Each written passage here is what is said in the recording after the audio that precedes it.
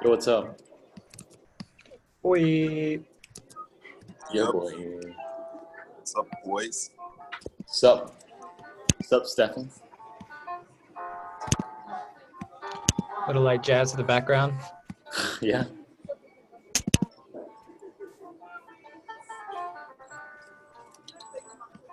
Like it.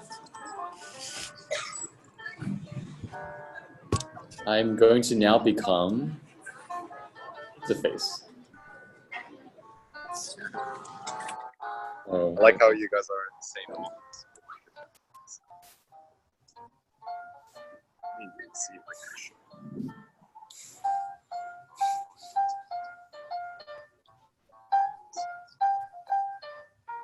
What?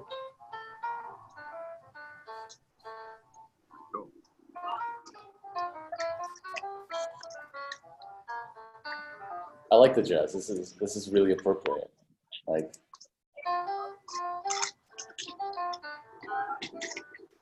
Hey guys. hey, Kyle. Hey.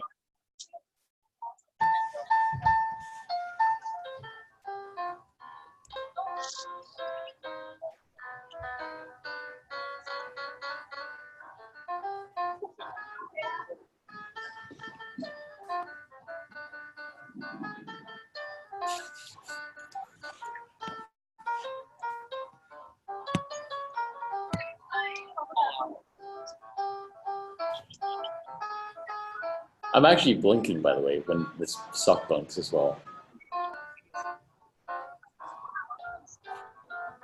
Ba ba ba ba ba. Yeah. It's pretty impressive, actually. Peter, we can't hear you. This is integrated into Zoom, right? This is part of their premium package? No, there's this thing called Snapcam. Benny showed it to me, right? And it's just like you go in your settings and you go and pick like a different camera. Cool. And you just, yeah, it's pretty cool. I like how Snapchat just turned into an AR company. You know, like, you know what? Instagram just fucked us. Now we're an AR company. I think this is one of the scariest, like, I came across. This is like, Can you imagine one day we're gonna be able to do deep fakes live? I'm a tree. I feel like everyone who's a part of like Nature 2.0 DAO should like be doing the video calls like this. Yeah. Seems appropriate. Yeah. That doesn't work.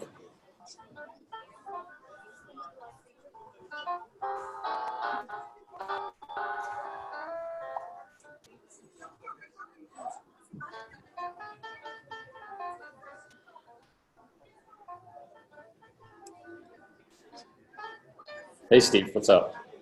Hey, how you guys doing? Hola.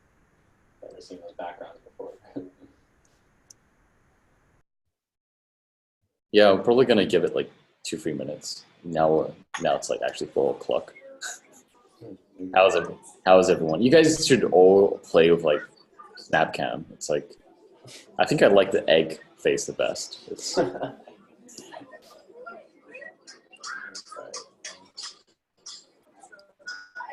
Sock puppet's the most endearing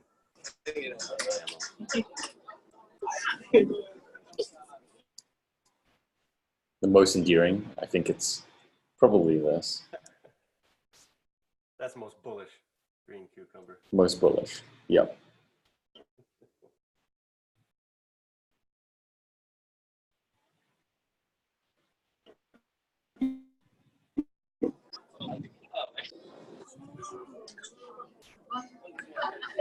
Oh, I just want to say hello. I actually gotta take off. I'm driving over to Saigon pretty soon. I'll see y'all All right, later. cool. See you, Stefan. All right, bye y'all. I love that Stephanie's also in the. Yo, Alex, what's up?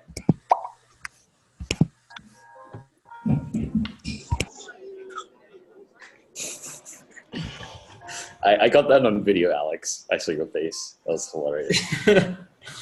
was like, what are you doing, Peter? Just being Can I? I'm scared about this one. I've never used this one. Oh, jeez. It's actually like the map. It's actually like really good, well mapped. It's like you can.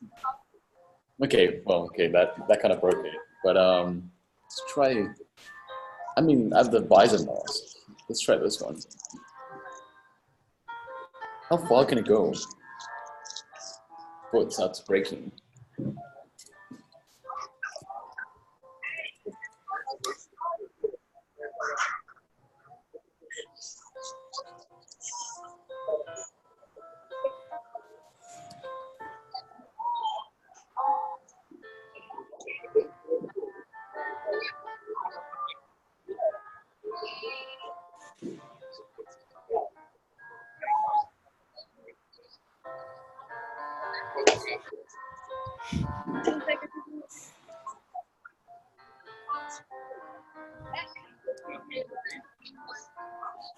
I'll stick with this one. Cool. So today I would just like, I think Benny's gonna jump on soon, but like, I'd love to kind of dive into, I had a quick brief in chat and like, I've been fascinated about, Clovers, Billy's game, and he's been building for a while, right? And I'd love to kind of like go into it perhaps, right, in depth. And he's kind of like looking to launch mainnet very soon. Actually around like, the 20th of August, right? I think that's about it. Yeah, like, love to go to, hey, Benny, what's up? I've been showing, so it was Benny who actually introduced me to this weird pickle thing. Like we were doing a podcast with me and Bethany, and he just started like doing, like basically putting on these random, like, yeah, it's just really distracting. It ate up like 20 minutes. But yeah, I'd love to maybe go into, presentation that you have presented, you have prepared, Billy, maybe, and just keep it conversational. Yeah. Are you gonna share a screen, or do you have something ready, whatever? Is that my cue? Mm-hmm. Cool. Hi, everybody. Thanks for joining. I'm gonna share my screen and go over a presentation I first did last week at the Berlin Token Engineering Shop. Cool. Let's dive into it. So here you can see the Vince Guaraldi jazz trio we were just listening to. Yeah.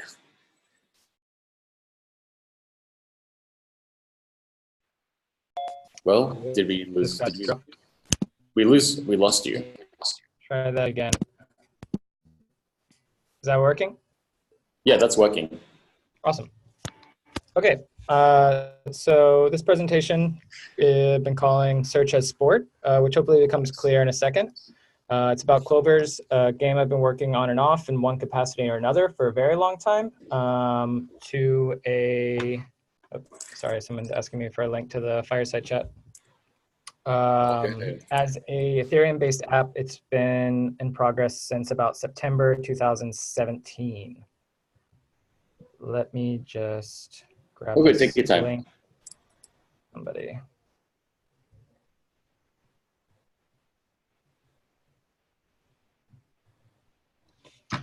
Cool. So who's been building it? It's been myself and a group that we're calling Ben's Studio, which is Alan Wu, Everett Williams, Nicholas Quart. And these last months, I've been working with Corey Levinson on the CAD simulation work. So this is simulation software out of a group called Block Science that's good for simulating different token models to sort of test different premises. And so that's been the last real hurdle that we've been going through, is to try to test some basic assumptions about the economic model of the whole game before we put real money in it and put it on mainnet in August. It's also supported by the Ethereum Community Fund, which we are very grateful to. About me, so my name is Billy. I do work around the space with a lot of different projects. Mostly with Cosmos Network. I've been working with them for the last year and a half or so, doing development and now more developer relations. So working on the specs for what do non-fungible tokens look like on an internet of blockchains when you have application-specific blockchains instead of shared resource blockchains like Ethereum. What are the benefits and the drawbacks, and how do we design that spec to be useful? I've also been working with Aragon Black to implement a concept that I'm calling batch bonding curves, which are bonding curve market makers that are split up into batches to prevent front running, which is sort of rampant and something that should be talked about a little bit more, I think, with regard to decentralized exchanges. I also have been working with Gnosis PM in part on the batch bonding curves implementation, but also on some arbitrage work with their Dutch X decentralized exchange. I'm the author of EIP 1633, which is the refungible token. Wait, you're behind NS Nifty. Oh no, yeah. You built a computer, right? Oh yeah, I remember. Yep. ENS Nifty, which began as a ENS hackathon project that was the winner and has now been adopted into the new ENS spec. So that's the reason why ENS domain names are now NFTs. And Lords, a curation market for memes that was built during ETH Berlin last year. Definitely last, but definitely not least out of that list. How did you come to build Clovers? Like, what did you get the initial idea for it? Like what is it exactly? It's like, you generate art, you need cryptographically unique art, right? And people collect them. Where did that real concept come from, really? Yeah, well, let's dive into that. That's coming up actually next. So Clovers is, somebody know how to move this bar out of the top of the screen? Grab the black bit and you just drag it out. It's not moving. I'm on a Ubuntu. I'm trying out new operating systems right now. It's very annoying. I'm just gonna have to, oh God, leave it there, sorry. Proof of search is sort of the proof of work algorithm that's involved inside this game. This game is a bit of a scavenger hunt game, but it uses a proof of work mechanism that's actually just adopting the rules of a board game called Othello. It's also called Reversey, depending on what country you're in. This board game is a classical board game. It's very simple, has a very large game tree though. And so that means that it works really well actually for proof of work. It's a simple game with a very large game tree. There's 10 to the 54 possible moves, 10 to 20 possible games users, some of these impossibly large numbers that are sort of like atoms in the universe type numbers, similar to hashing with Bitcoin or Ethereum. And it results in a really nice sort of public key, private key analogy. It has basically a trapdoor function. So if you can imagine playing a board game, it's very difficult to take the final state of the board game and try to predict all of the moves that it took to get there. It's even more difficult with a game like Othello or Reversey, because every move you make, the entire board sort of transforms. It looks completely differently. And so what you sort of get is something like a public key on the left. So this is a sort of an image of the board at the end. There's black and white tiles. The white ones have just been, become invisible because of a white background. That's to imply that the white player won. You'll see other ones that have black backgrounds where the white ones become invisible. It's sort of like a public key, which represents the state of the board, and a private key, this is the chess notation, all of the moves that it took to create that board game. And so this is sort of the solution that is being used inside of this proof of work system. You can also sort of imagine that these IDs are used for the actual non-fungible tokens that are in place here. So this is an actual NFT. You can see here all the moves that were played in this board to create that NFT. So what does that mean, though? Let's go a little bit in the background. So this began actually when I was in university in a computer science class, but also studying art, and playing around a lot with this concept of the player, the cheater, and the toyer. So you could imagine a quadrant with rules and objectives. And inside of one quadrant where the rules are obeyed and the objective is obeyed, it's just a normal player. If you think about how games work, that's a normal everyday player. If they were to break the rules but keep the objectives, they would be a cheater. They actually play with their own rules, which is that, they can cross the line when you're not supposed to cross the line or something like that, but they do it in order to win. If you were to play without the rules and without the objective, you're considered a spoil sport. You basically aren't playing the game at all. But if you play with the rules but without the objective, it's called a toyer. And so this sort of concept is very similar to the hacker. It's using a system exactly the way it was built, but for a different purpose. It's moving within the rules, but to another objective. And this same mentality is really present within the history of art, sort of reappropriating materials, reusing it for your own purposes, things like that. So this was really on my mind when I was in this computer science class, and we were told to design a heuristic who could play this board game and play it to win. Instead of that, I decided to make it play to try to keep a symmetrical background instead of trying to win, which was just as difficult. And so it sort of melded with my art practice for a little while, and I started producing works. These were in 2013. Around the time I got really deep into this sort of research and actually represented Germany at the World Championship of Othello in Stockholm. But continued sort of making works in this degree. I realized that rather than doing Minimax search look ahead was really difficult because this game tree is so hard, that actually I started going through the databases of professional players and looking for symmetrical games.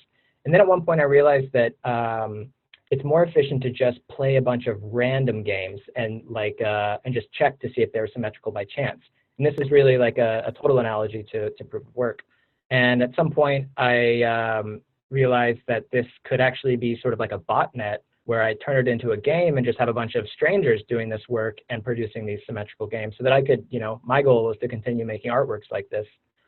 These are at the blockchain exhibition at a museum here in Berlin last summer during Blockchain Week. And I'm continue sort of in this vein of artwork, running sort of parallel and separate from the game Clovers. This is some works that will be maybe at the art section in East Berlin as well.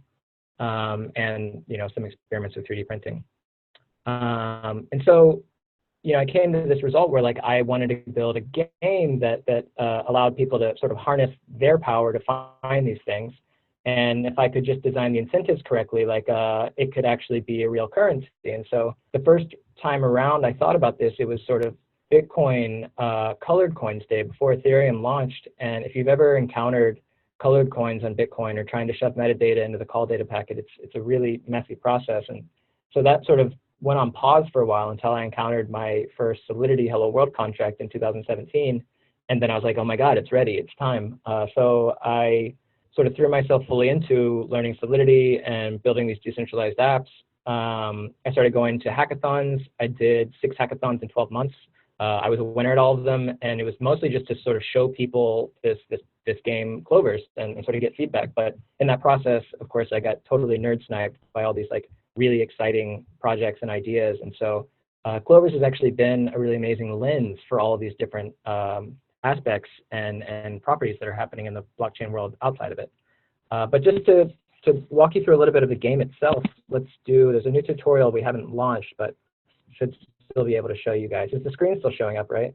Is everybody there? Yep. Lost everybody? Yeah. Okay, cool. So this is a sort of tutorial that will be part of the launch for August 20th. You move in, you can create Clovers in your browser. So this is the browser just playing a random game, playing both sides, the black moves and the white moves. It is not symmetrical, so that means there's not going to be any sort of a block reward. But we can try making another. And try making another. You can actually do this as long as you want, but we're going to continue. And you can see that your Clovers are saved in your basket here. So this is sort of part of your gameplay. If you found a symmetrical Clover, let's say, here's one that's planted, you would be able to say, show the reward. So this is based on the current exchange on the Rennekamp test network. So this is all fake money and fake exchange rates, but it could be sort of easily translated. And seeing that this one would be worth 6.32 Clover coins. We have a bonding curve market maker built into the system. So you're able to cash out these Clover coins. It's not one of these sort of games that you're stuck with the token. We want to sort of support a real use case or a real exit from the game currency if the player would like that, make them a little bit more valuable. And so now if we jump back to look at the Clovers we found earlier, they aren't symmetrical, but you can still collect or sell them. So to sell a Clover, you need to register it first. And this is the act where you actually put it onto a blockchain, where you provide those moves that were required in order to verify that this Clover actually exists. Once they're claimed, they appear on your public profile. And then you can sell them on the market. And so some of these you can see are symmetrical. Some of them are not. Some of them sort of have like weird faces or something like that. And the idea here is that the actual sort of more engaging aspect of the game is sort of the immersive value systems that could come out of people just interacting and finding shapes. This is a little bit like finding shapes in clouds, pareidolia or something like that. And this is very much, you know, context-specific, human-driven proof of work mining, whereas the purely money-to-pocket symmetrical is sort of like a robotic mining. And so we sort of envision two types of players, purely selfish sort of either automated miners, and then humans who are sort of deep diving into immersive forms and possible narratives around categories of shapes and things like that. Those are where you'd be able to sort of imagine that the contract itself is not willing to pay you anything for it, but if you register it, you could maybe make money on it in the secondary market because it has value that only a human could see. A robot wouldn't be able to see that while they're doing their robotic mining. You have two ways of mining. One is inside your garden here. This is the sort of slow grow human-centric mining where you actually look at each clover at a time, decide whether or not something about it is interesting or potentially worth keeping. And that's where you would then add it to your basket to decide whether you want to register it. And then we also have something called a clover pig. So this is sort of like an automated miner. This sniffs out only the symmetrical ones, and it runs in the background. It's just a web worker. But this could be sort of abstracted and run on other machinery as well. And we kind of expect that because the sort of initial payout you would expect for any sort of symmetrical clover should be somewhere between 10 and 50 cents above the gas price. So it's a very small amount, but the idea that it's predictable and it can be maintained and run through these systems. That's kind of the end of the tutorial. You basically land inside the garden here. This is the slow grow system. But let's hop back to the presentation. So Clovers are non-fungible tokens I mentioned before. The first version of Clovers actually came out before CryptoKitties. And so I was really excited to see CryptoKitties sort of validate what I was thinking about, this idea of like individual tokens or individual assets that would only exist on a blockchain that someone for some reason would want to own. And of course, as an NFT, they come with all these really great aspects, like interoperability, they're self-sovereign, they have digital scarcity and authentication. They can be used, you know, to verify ownership or user base. So this proof of search gives rewards on symmetry I mentioned. You can see there's 5 types of symmetry: horizontal, vertical, rotational, diagonal, both directions. And each of them are paid out in this Clover coin currency, which is attached to a bonding curve. The amount of the reward is completely dependent on the number of symmetry types that have been found beforehand. So we found that these diagonal ones are much more common than the perpendicular ones, and the rotational is the least common. And so the reward function just slowly gets adjusted based on those numbers until you can see a much higher payout for the rotational ones than, say, the diagonals. Again, it uses a bonding curve to manage the market maker so that whenever you have these Clover coins, you can take it into this marketplace and exchange it for Ether. And the way that works is that the Clover coin is inflationary. And so they get minted every time somebody finds one. And so there are more and more Clover coins. And you can imagine with an inflationary token like that, the value per token decreases every time some more are minted. So this curve would change depending on how many Clovers are there and how much actual Ether collateral is in this pool. However, there's also tokens involved, which are ways that tokens get burned in order to increase the value of them. And so the whole game is kind of a gamble on that the amount of burns of tokens will outweigh the amount of mints of tokens so that the token won't just sort of run away depreciating value, but maybe find some sort of stability or have a growth.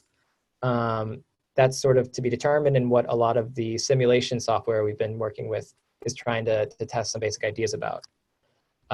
So this is a kind of map of the basic token economy, but I can break it down a little bit. You can imagine there's a player, there's the garden, pig, and the miner as sort of 4 aspects. The player is using the garden to find Clovers. They're typically taking rewards for symmetrical clovers, but also taking risks on subjective value clovers. So that's the ones that you find that maybe have a face that isn't symmetrical, or maybe has some interesting look, or has funny narrative, or I don't know, it's Bart Simpson or the face of Jesus Christ.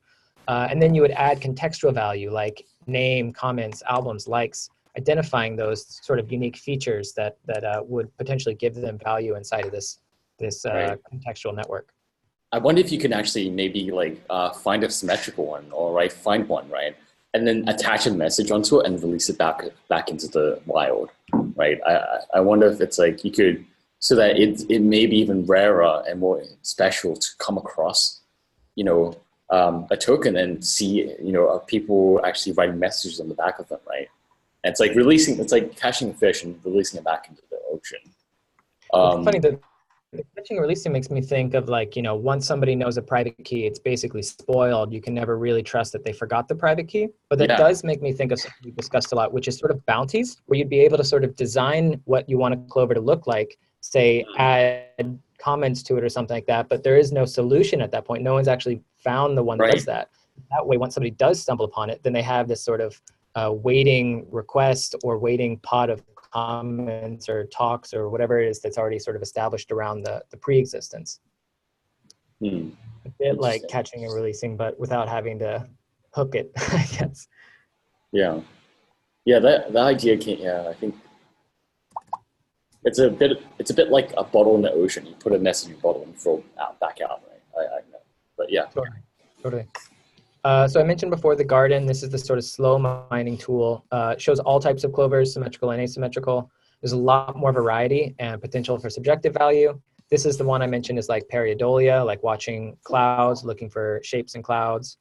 There's the pig, which was the fast mining tool, only searching for symmetrical clovers, throws away all the non-symmetrical clovers, and it's mostly good for finding the objective value ones, the ones who have like a reward attached to them. And the miner is the one, it's like kind of the player user who would only use the pig or some other fast mining technique that they might develop themselves. They would always, what we call release the clover, which is what you do when you receive the reward. You basically give it over to the contract, and they would never pay the fee that it costs to keep the clover. And so they will stop running once the reward is less than the cost of gas. So that's sort of the mentality you can think of behind a miner. And just as a couple of user stories to kind of understand what this flowchart is supposed to be about, you can think of the player might find a clover using the garden. They like the clover. They decide to burn the fee to keep it. So similar to the reward, every clover has a price that if you want to keep it, you'd have to pay. And if you do want to keep it, that amount that you pay is actually burned, which would increase the value of all the other clover coins in existence. So this is one of the token sinks that I mentioned earlier. They would keep that clover, when they could then move it into a marketplace, or they could just keep it and go along their merry way because they have an FT and that's all they wanted. Second story might be the player finds the clover. They see some potential in this clover. It has one of these interesting shapes, has a story or something about it. They decide to burn the fee to keep it. They add that contextual value with name, comments, albums, etc. And then they put it on the market with the idea that they can, make a profit from it because they've added value and identified the valuable aspects of it. Third story would be a player or a miner. They find a clover using the pig or the garden, and they release it. That's the lower half of this. They release the clover in exchange for a reward. So these are new tokens that are minted. These clover coins are minted as a reward. The clover itself is given over to the contract, who puts it on the marketplace for sale. It's now basically owned by the bank or something like that, and anybody who decides actually there is some value in that clover which was released, I will buy it from the market. Whatever they pay, that amount is also just burned. So that would raise the value of all the other clover coins in existence. So you have this sort of competing inflation from the rewards with these two token sinks, different scenarios where those minted clover coins might be burned to sort of balance out that economy. So that's kind of a very quick run through of a apologetically complicated system. I imagine lots of that probably needs clarification. Maybe we could open it up to questions or something about that I might be able to help clarify anything. So essentially, you've created a system where it self-balances, but essentially the market cap of, like, say, Clover, like the fee, right? What do you call the fee, or the native Clover token? We call it Clover Coin. Right. It's just called Coin in the app, but you could Yeah. zoom out a bit and call it a Clover Coin if you wanted to contextualize it. So really, like, the Clover coin, if, like, people find, keep trading and actually maybe barter and, trade, if there's a marketplace trading and, there's people see value in, bidding for, say, a Clover that may go up in value, etc. Right? If the people find it valuable, then hypothetically, the marketplace or the Clover coin itself will grow in market cap almost, right? And, that's really what determines it. If there's a net gain of value on the coin, for sure, because that's the idea of having more token sinks than inflation points. So it could be something that moves upwards. It's something that I would never try to give advice about, because I don't think that's a good idea in any context. But yeah, it's very much like a trader's market game, as well as a sort of game on top of that, and a game underneath that, if you think about the fact that all this is using a board game called Othello. Nice. Where does the interest that people have in, like, the subjective value of Clovers come from? Because I understand why someone who believes that the value of a Clover is going to increase over time would find a rare Clover valuable. But at some point down the line, there has to be someone that wants the Clover purely for its, like, novelty or rarity. What's the profile of someone that actually wants that? Sure. In that way, it's still in the category of collectibles, which is just something digitally rare that has a narrative attached to it, that has some history, that has some social currency behind it. You have more of an experience and a personal attachment to the creation of it. It's almost like a creative act in sort of culling them out of that process. And so all of that should lead to the idea that there is sort of a emotional game attached to this. It's a art creation game, it's a curation game, it's a social game in one capacity. And it's also sort of a meditative game, just sort of going through the garden.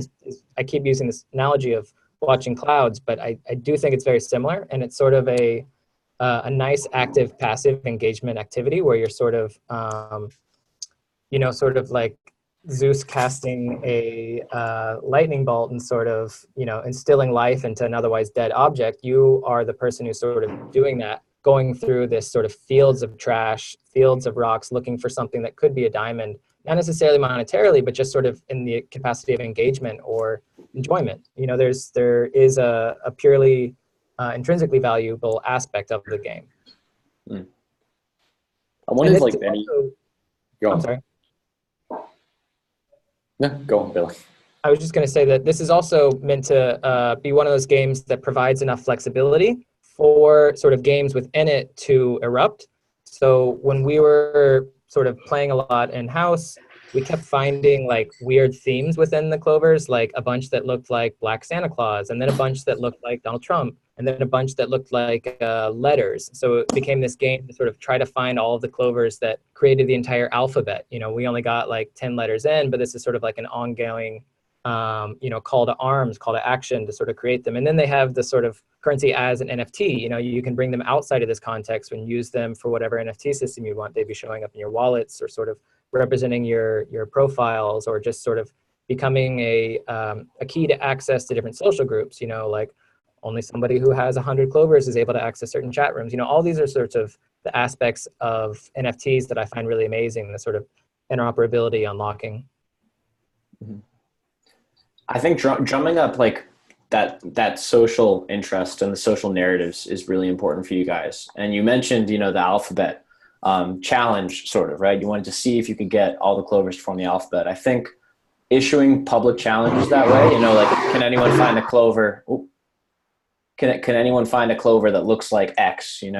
Something like that. I think that would be really good at trying to bootstrap that initial interest in the Clovers. True. It'd also be easy to do contests around that, like $10 for every letter that you find, $100. Yeah. Totally. I wonder if, like, Benny, what's up? I wonder if you have any thoughts on, like, how to bootstrap that initial, like, social consensus over, like, hey, this is something really cool, right? Or I'd imagine that you guys would have kind of experienced that taking off of at least, kitties. So, can you repeat the question? Yeah, no, I'm interested in seeing, if you have any thoughts on how to initially bootstrap the social buy-in and consensus over the fact that, hey, this is something really cool, right? And that we should care about it, right? I mean, like, Katie, how do we make this a meme, right? Because Katie kind of like it was like with cats, it's like, oh, it's so stupid. The cats are flooding and congesting this blockchain that's worth like God knows how much money now, right? It was kind of funny. It was like quite ironic that it's all come down to this. I think I was just curious to see if you have any thoughts around how to bootstrap, right? That initial kind of meme. I imagine you stoked the fires, right? Even though you had the initial meme, like how you grew it, and yeah. Yeah, I think that there's many ways to do it. One of the things that we found quite effective is kind of going to events. I think DevCon that's coming up is a good opportunity, or any other ETH Berlin, and really doing some guerrilla type of marketing. That's typically kind of what we did. That's what I did for CryptoKitties. I think the most important thing is get in the hands of people to try it out and give you feedback, right? In some cases with some blockchain games, it's either too simple or too complex, and it's too difficult for people to get in, although conceptually it would be very fun to play. And so finding that perfect medium, that balance, really comes down to game design and the graphics, and how people really have an emotional tie to it. But there's many ways. I mean, happy to kind of brainstorm with you, Billy, and figure out if there's a way that we could kind of make this a meme, so to say. I think that patterns are very captivating, and we could really even just bright green t-shirts with certain patterns on it would be very interesting. So there's many ways I think that Clover could potentially spread. Awesome. Yeah, I'd love to talk more about that sometime. Definitely trying to make it present at ETH Berlin. We'll have this release party on the 20th at Full Node, but I'll also be running the Crypto Economic Game Room at ETH Berlin. So having this and a couple other games running with sort of leaderboards and just explaining to people what the different games are, how they work, why they want to play, as well as taking the leftover budget from the ECF grant and putting that into the bonding curve, so that all of this sort of market begins off with a healthy price per the token to sort of drive interest, which is, hey, there's actual money here, at least for some period of time. What has the feedback been so far? I think it's quite fascinating, and yet the icons themselves are quite captivating, right? But do you think I assume, what has the feedback, and if it's if you've gotten good feedback, right? Do you think are you kind of skeptical of that? I don't know. Do you think it is too simple? Do you think it is where do you think it's at right now, right? What's your gut sense right now? I mean, the biggest problem from the beginning is just it's insanely complicated. There's so many moving pieces, so many different levels that it's a pretty tall order just to sit somebody down long enough to explain what the system's like. And so a lot of the stuff we've been doing is trying to abstract away as much as possible and focus on very small aspects of it. And so sort of trying to create maybe a very simple narrative about a scavenger hunt with little bounties. Just sort of something pretty that that there's weirdly small chunks of money attached to, in order to get somebody's nose in the app long enough for them to sort of sniff out what is actually happening and sort of hit different levels of going deeper until sort of the entire system might become aware. And I mean, whenever somebody sort of has that aha moment, I get incredibly positive feedback. But it's been very hard to reach that moment sometimes.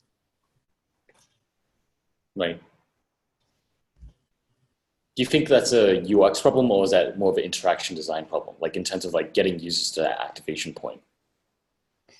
I think it's probably both, and other problems as well. User story problem, UX with blockchains in general, but UX with any sort of complicated mechanics in a game.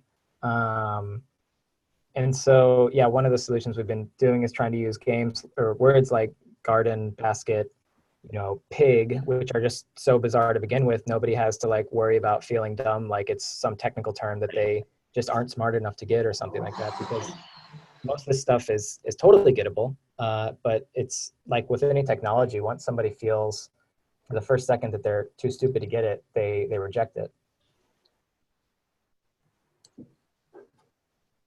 Cool. Any other questions? I guess just regarding like onboarding, does any in the wild, like organic users coming in, have you seen any of that at all? And I mean, it's feedback there either. It's still in the test net, and so there's not really the incentive layer for any sort of strangers to partake, and I also haven't really pushed it anywhere. And so in terms of onboarding, say, non-crypto users or non-insiders, there is a fallback to Fortmatic, Portis, and Wallet Connect for anyone who doesn't have an Ethereum wallet.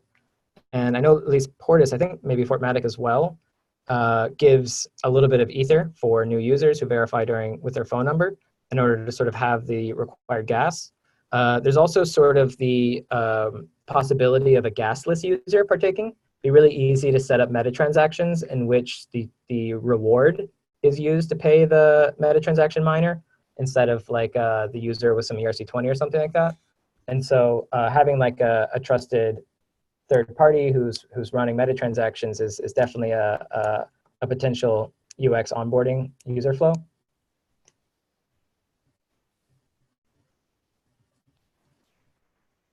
Cool.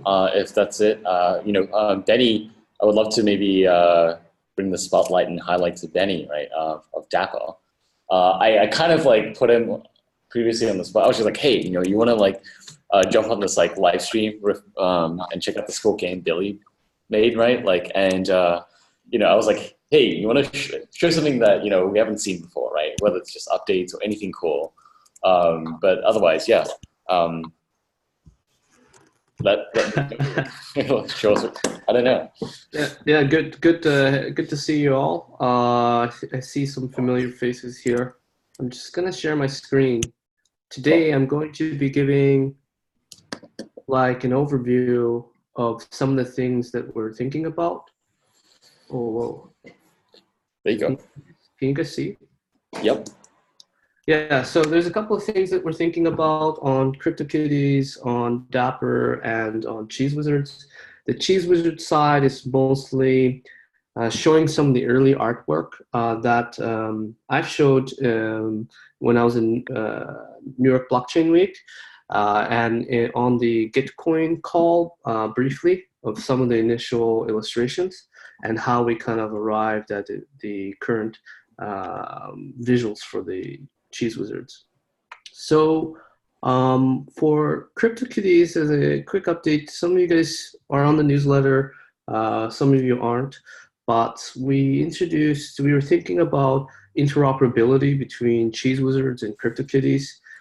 Previous to this, CryptoKitties has done a lot of interoperability with like Gods Unchained and actually with prestige traits with CryptoOink and Decentraland as picture frames. So a lot of it has been in some ways kind of like a one direction interoperability where kitties could be brought into other games. And we started to think a little bit more about how we could go the other direction and how Cheese Wizards and CryptoKitties could mingle in together, and this could open up the door for the potential of working with other games and building this kind of decentralized Super Smash Brother type of concept. So this used to be called Superpowers. It's called Kitty Tricks now, and we actually designed a Cheese Wizard called Curdlin. And this is kind of the rough idea of it. Essentially, you could buy the Curdlin or breed the Curdlin. It's a fancy cat. And you could actually bring it into Cheese Wizards and convert a wizard into what we call a pawhead now. Before we just called it Kitty Wizard. And it consumes the kitty trick. And actually we have some visuals here, you get a badge that's called Make It Meow when you utilize the tricks. The tricks is visualized here if you go to CryptoKitties site, you'll see it on the curdlings, the lightning bolt there. And it presents you two different options depending on the gene, the genetic, the generation. So in the simplest term here, if you have a curdling that's generation 4 or below, you could convert it into a pawhead, which you see here. And the pawhead allows you, well, firstly, it's an entirely new visual. That's really awesome. The second part is there will be a secondary prize pool called the last kitty standing prize. And so what that means is that all of the pawheads would be competing, and if there's one left, there will be a prize pool for that. And if you're generation 5 or above, for the curdling, when you convert it into cheese wizards, you get a kitty wizard hat that has the little pointy ears, and also be eligible for side quests. So this is really interesting, kind of thinking deeply about how to tie in the two experiences and make it very streamlined. And as I mentioned, Kitty Tricks will open up the door for more deeper collaborations with other blockchain games. It could be, maybe we could explore what it would look like with Clover once it's kind of on mainnet and moving along.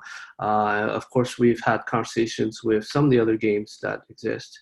So that's something that we've been thinking about for a while. We've been planning for it, and we just shipped it. And we're really happy. The community is really excited about a lot of them have already converted their curdlings. This is the second part of CryptoKitties that we've been thinking about, and some of you have seen it's related to the initiative around wrapped kitties. So kind of the problem that we've been looking into is over time we see that players see less value in breeding because there's just so many stray cats, and those are some of the searches that you'll see in the Discord. And it's really difficult. On the flip side, it's very difficult for new players to pay for their first 2 kitties. There's definitely a high friction point, even with Dapper, that's covering gas and has made the user experience really smooth from the wallet experience. At the end of the day, what we're asking people to do is, hey, drop a few dollars right away, even before you know what this game is and why this game will be fun. And so thinking about, the stray cats that the pro players have and the new players who want kitties, we felt that there was some sort of loop that we could develop. And this has actually been worked on by Alan and Jordan, who are actually leading the CryptoKitties project. And so here's kind of a rough idea around kitty tickets, which is being explored right now and is live. It's being tested in an MVP fashion. But the whole idea, if you start off on the right, is from a new player experience. A new player comes and they could actually adopt kitties from the adoption pool. The adoption pool is based on the pro players converting their kitties into wrapped kitties coin, and they could use that. They could do that through the wrapped kitties website, which is a smart contract developed by the community. And so the pro players would donate their kitties into the adoption pool. They get a wrapped kitty coin, which they could spend to claim other prizes. But at the same time, the new players will tap into that pool and adopt kitties and allow us to move the conversion point from immediate purchase to breeding. And we think that, of course, for CryptoKitties, breeding and getting a feel of like the magic of CryptoKitties, a lot of it is around breeding your first kitties and mixing and mingling the genetics and understanding, that there are more complexities to it rather than make a purchase right away. And so this is kind of what the chart is illustrating here. And we're definitely looking into like a, what do you call it? Like a prize wall. Right now, the prize wall is on OpenSea. OpenSea accepts the wrapped kitties coin, and you can actually spend it to claim a kitty. So pro players, in some ways, they don't need to purchase more ETH. If they have tons of stray kitties, they could donate it, get the wrapped kitties token, and then spend it to claim a kitty that they want. And so there's a win-win-win situation here. And so that's something that the team is exploring. As you know, a lot of these actions that are around wrapping the kitty and pushing it into the contract, all of the gas is being covered by Dapper, so it makes it feasible for the community to do so. Because if it ends up, the pro player spending tons of money actually converting their kitties into wrapped kitty coins, then it kind of defeats the purpose of it. It makes it more higher friction for the users. So that's something that we're testing. Alan and Jordan is. And I just saw this as it was sent to me. Someone was, the GitHub's there working on a wrapped kitties viewer. And I thought it was amazing because it looks like a gachapon, and it's like encapsulating the kitty that you're sending into the wrapped kitties contract. And so as we are moving forward right now, we're testing it. We have a bunch of metrics that we've placed on the product side, and we're seeing if it hits the mark, and then we're doing some modeling around the cost that if we were to do this as a legitimate feature for the CryptoKitties, and if we are going to proceed with this MVP, we would potentially relook into the contract and get it audited and make sure that it's entirely safe. Right now, it's functioning, and we've let the community know that this is a trial, and this is something that we're trying to learn from. On a broader scale, which is related to the Wrapped Kitties initiative in Dapper, something that I've been looking deeply into is kind of this concept of there's a lot of different services out there that are giving things for free in the form of airdrops, or having the users do something, whether it's watch a video for Coinbase Earn, or finish a bounty or complete a bounty to earn crypto. And then there's also some services there that are like talking about first to buy, essentially letting you know that, oh, this exclusive thing is going to be available. You should be one of the first purchasers of it. And looking at the friction points, yeah, go ahead. I wonder, it's free, you can earn it. I think that you definitely focus a lot on like, how do we make that aha moment of like when people breed kitties, right? But I just wondered, like, what if it's almost like when I feel like breeding kitties is almost like the digital equivalent of like opening up a fortune cookie, right? Like you have this cute little message, and it's like, it's kind of like in the wide scope of things, it doesn't matter, right? You go to a Chinese restaurant to eat food, but you always remember that kind of little cool moment at the end where you get a fortune cookie, right? I wonder if it's cool if we can program in, right? Like you submit a wallet job proposal, right? Or you submit your membership to it, right? But when you do get accepted in, you almost like figure out how to like breed your kitties. But maybe like the DAO has a bunch of kitties, right? And you breed your membership kitty, right, with a DAO kitty, and you see this offspring, right?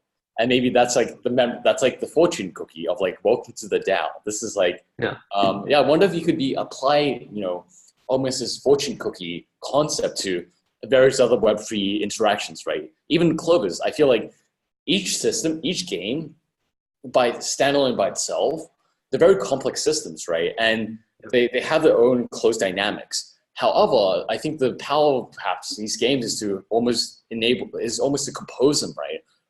And basically build products that compose a bunch of them. I could see an RPG game, right, where it has like maybe like 50, like World of Warcraft, like you have all these items, all these spells, all these like runes, right? But I imagine each one of them are their own unique item with their own unique dynamics, perhaps, right? And it's all composed and put together by this one game. Maybe it's like an RPG game of being a investment banker where you're playing with DeFi, right?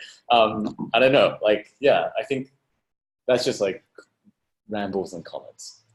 No, I think that's really cool. I think that it's like an interesting way of like opening up a lock of a combination, except in this fact that you're like breeding and mixing things, and if you have a very limited kind of genetic pool or combination of things, then you get to the right combination that allows you to have membership.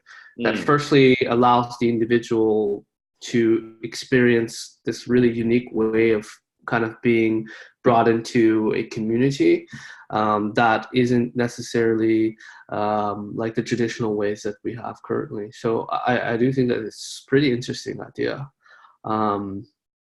So in this regard, this is something that we're looking at, and I actually been contemplating like beyond wrapped kitties. Of course, there's actually a lot of loopholes in this next thing that we're exploring. It's very, very early stage, but I've been thinking like taking it beyond wrapped kitties and like what is it?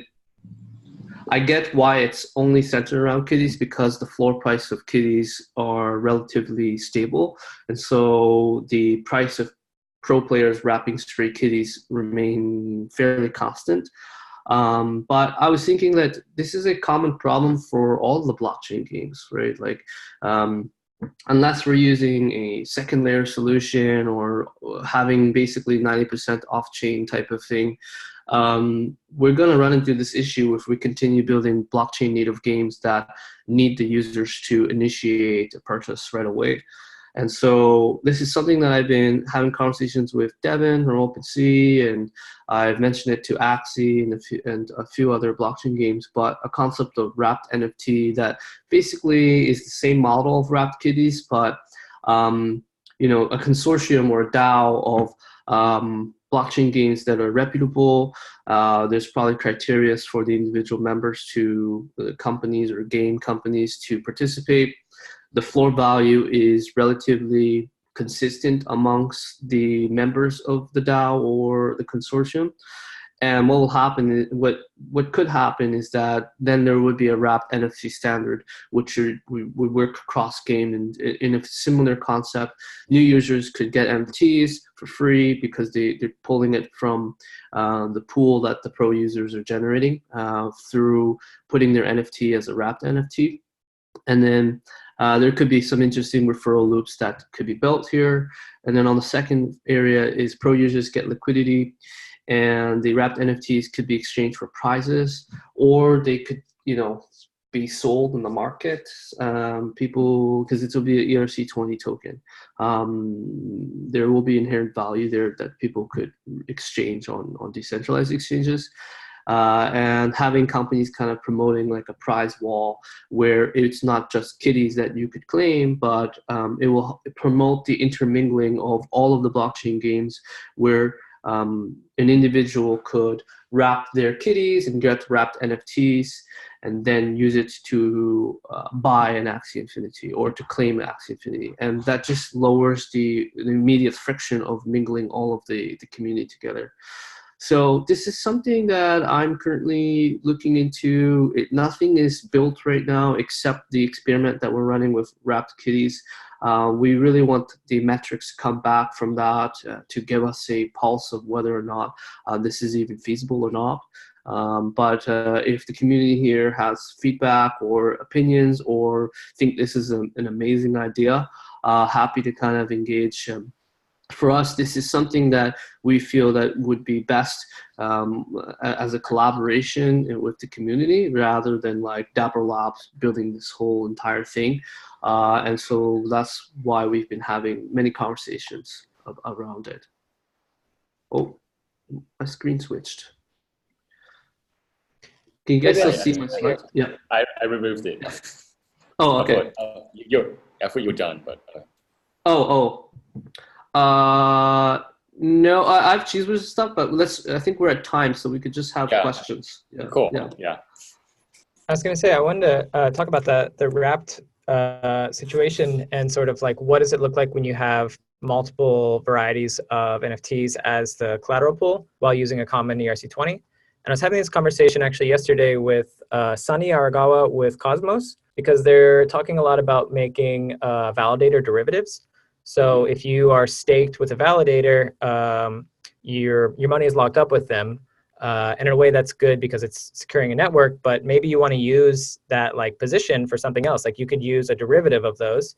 So this validator will mint a bunch of tokens for you that represent the tokens on there. And then you can use them as, say, collateral for a loan somewhere else because you know they're valuable because they're redeemable for this position that's in a validator. But not all of these staking tokens are going to be created equally. So you have different ones that have, say, unbonding periods. You know, it takes 21 days to unbond from a validator or something like that.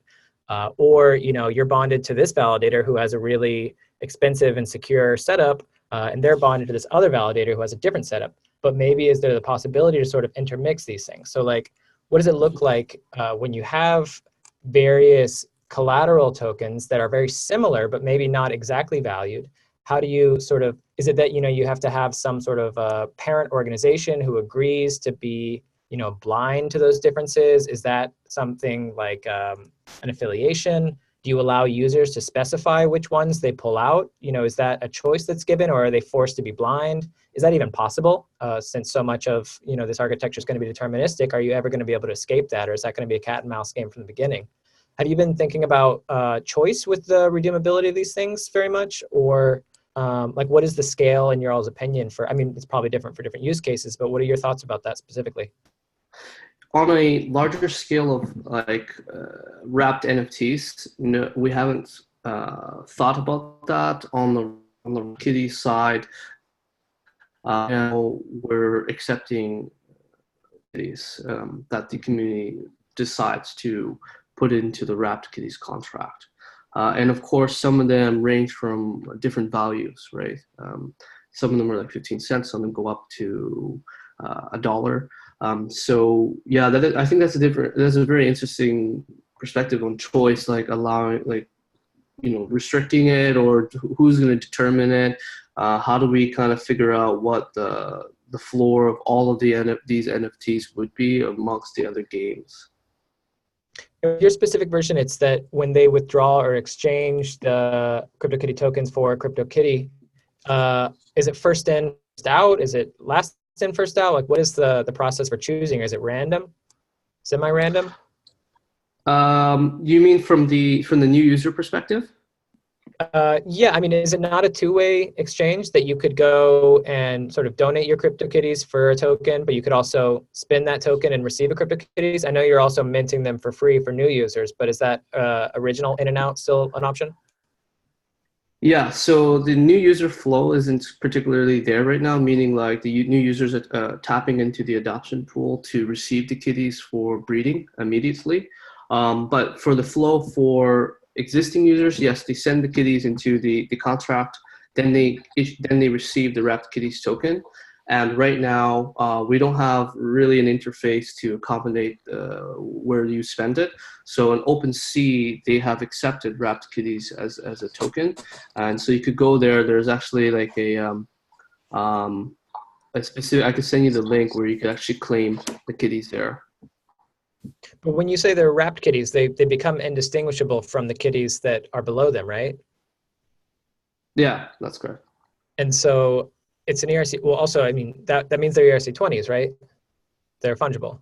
Yeah. The wrapped kitties token is ERC20. So, on a just technical level, how is OpenSea supporting ERC20 exchange?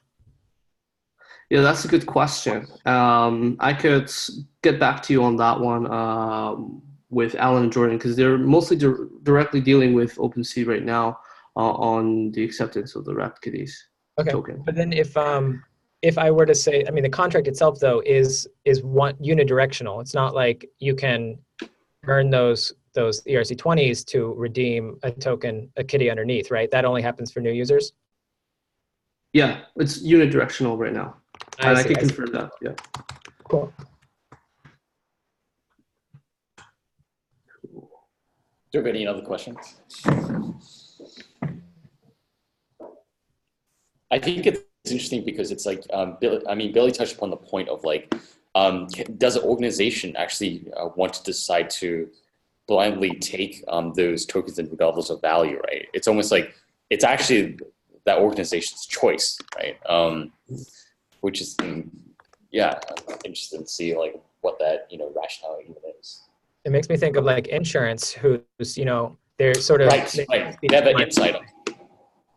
but they also have like degrees of acceptance or denial and different rates for different clients, but it's like illegal for them to outright turn them down, say, or where you draw that line.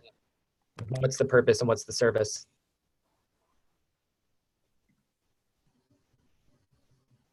I really like the Neopets screenshot. Like, it drives home this is a public service. We're trying to help you find anyone. Yeah, it's that's pretty interesting. Cool. Is there any other questions? Otherwise, we might just wrap this up. I mean, like, this was kind of a really experimental kind of thing that, I've hosted and facilitated previous kind of online community calls, but never in really this fashion. I really wanted to kind of get some really interesting projects, right, and kind of share them in a way which is a bit more intimate than just a YouTube video or a blog post, right, but also allow everyone to kind of interact and almost do it in a fireside chat manner, right? And yeah, like, happy to get any feedback or how I can make this better. And I might attempt to do another one of these in like a week or two. And yeah, other than that, that's all. Can I jump in with some feedback about it? Sure, let's do it. So I found this really valuable. It would be cool if we could maybe shoot out a link to like a demo ahead of time so that we can all come into the call having clicked around with each other's tools. This would be a really good way to do like user testing. Yes, right? Totally. Yeah, it's like the reading clubs where you have to read the Your reading clubs, yeah, that's a good analogy. Yeah, so you have to play around with the DApp before. Yeah, that's a really good suggestion. If anybody feels like going and trying out Clovers Network on the Rennekamp thing, I would love any feedback. You're really encouraged. I'll put together. I'll put the. By the way, I'm sorry I forgot to mention this, but this is actually being recorded. Is everyone happy to go on YouTube? If not, I'll just delete the thing. We can. Yeah. Yeah, man, my voice is an angel. Yeah, no. So I'll try to get the video up today, right, in a couple hours, along with some links, and hopefully post it. We have a Metacastle forum now, a discourse forum. Just post it up there and share the link around, and you'll probably find it somewhere amongst the many Telegram groups and chats that we do have, as well as Twitter, of course. But yeah, otherwise, that's a really good suggestion. I'll definitely try to make sure that happens if we do another one of these. Cool. Awesome. Thanks for attending, everyone. Thanks so much, Peter. Thank you. Cheers. Yeah, thanks everyone. Cheers, guys.